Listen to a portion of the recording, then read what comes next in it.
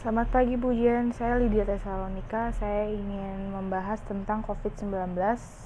Saya dari kelas 11 IPS dan nomor absen 17.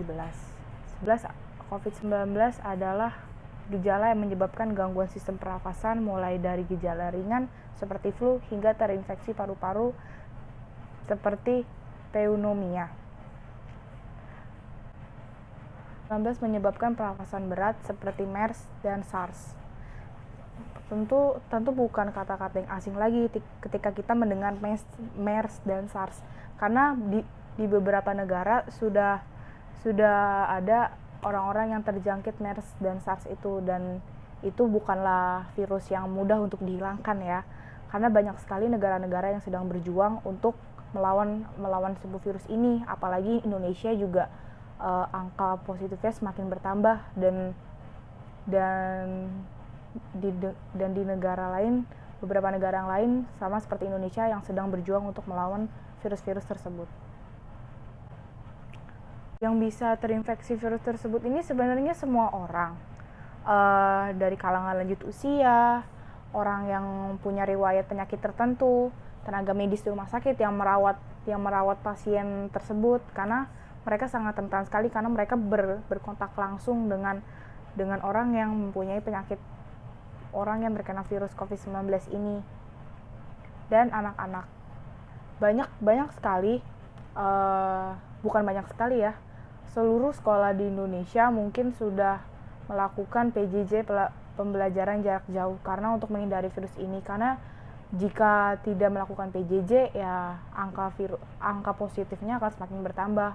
Jadi itu yang menyebabkan anak-anak untuk bersekolah di rumah atau sekolah online. Yang dirugikan dari pandemik ini justru banyak sekali ya, dari mulai orang-orang yang berjualan, orang-orang marketing atau perusahaan-perusahaan, mereka mengalami pemerosotan ekonomi yang sangat jauh karena adanya COVID-19 ini. Banyak sekali orang-orang yang di PHK, memecat-mecatkan karyawannya karena tidak kuat untuk menggaji, dan sebab itu sebab itu di Indonesia angka penganggurannya sangat tinggi karena COVID-19 ini.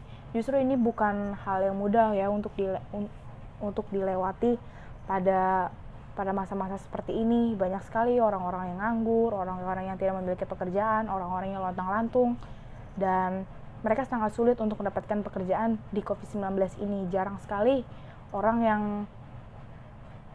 yang bisa untuk menerima karyawan, karena ya gimana, semuanya sama-sama kurang, semua sama-sama butuh uang, dan tentunya ini adalah situasi yang sangat sulit ya. Virus ini bisa menular cepat sekali, bisa lewat udara, sentuhan, atau kita bisa ngobrol face to face gini dengan orang yang terjangkit virus tersebut, bisa saja. Karena virus COVID-19 ini benar-benar sangat cepat penularannya. Itu makanya di beberapa kota mengadakan PSBB, pembatasan secara besar-besaran. Itu pun juga masih banyak yang terjangkit virus corona seperti ini. Karena mungkin susah ya, orang-orang di sekitar yang sudah terbiasa misalnya untuk makan di luar, jalan-jalan, pergi ke mall. Nah, dan pernah beberapa bulan yang lalu Indonesia mengadakan pernah beberapa bulan yang lalu mal-mal, semua tempat wisata dan segala macam ditutup karena untuk mengurangi angka positif ini. Karena jujur ini semakin banyak yang terjangkit virus ini, karena tidak gampang untuk mengurangi. Tapi sekarang setelah tanggal 15 atau 13 Juni sudah ditegakkan protokol kesehatan, protokol new normal, dengan cara misalnya nih, saya makan di kafe, biasanya kan berempat nih mejanya, dan ini cuma ada 2 orang. Itu pun dibatasi, dengan mal-mal dibatasi pengunjungnya, tempat wisata segala macam, dan diberi tanda X untuk antri atau jangan menimbulkan keramaian. Seperti tempat ibadah juga dibatasi bangkunya segala macam. Dan banyak sekali ya hal-hal yang dilakukan pemerintah untuk menekan angka positif ini. Sungguh sangat tidak mudah. Sendiri menurut Surjono Sukanto adalah masalah sosial adalah suatu ketidaksesuaian antara unsur-unsur kebudayaan atau masyarakat yang membahayakan kehidupan sosial. Dan kenapa COVID-19 ini bisa dibilang sebagai masalah sosial? Karena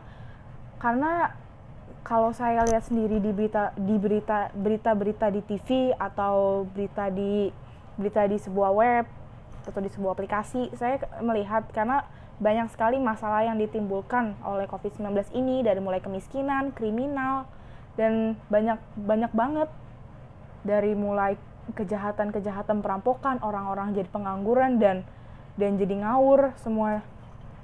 Jadi ya banyak sekali lah masalah sosial yang ditimbulkan oleh COVID-19 ini.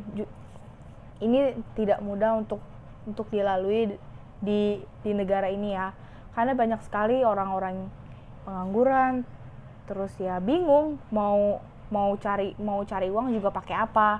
Ya kadang mereka ada yang sisi positifnya mereka bisa berjualan, dan ada juga yang hal negatif yang mereka lakukan seperti mencuri, menipu, kayak gitu. Itu benar-benar lagi sangat-sangat menimbulkan masalah sosial, karena tidak mudah untuk mendapat lapangan pekerjaan di dalam kondisi seperti ini.